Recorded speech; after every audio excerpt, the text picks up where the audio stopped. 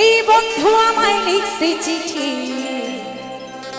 হাতের লেখা বন্দনা।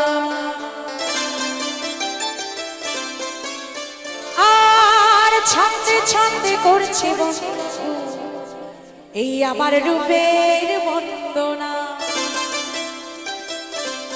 10 গ্রামের আমি নাকি সেরা সুন্দরী।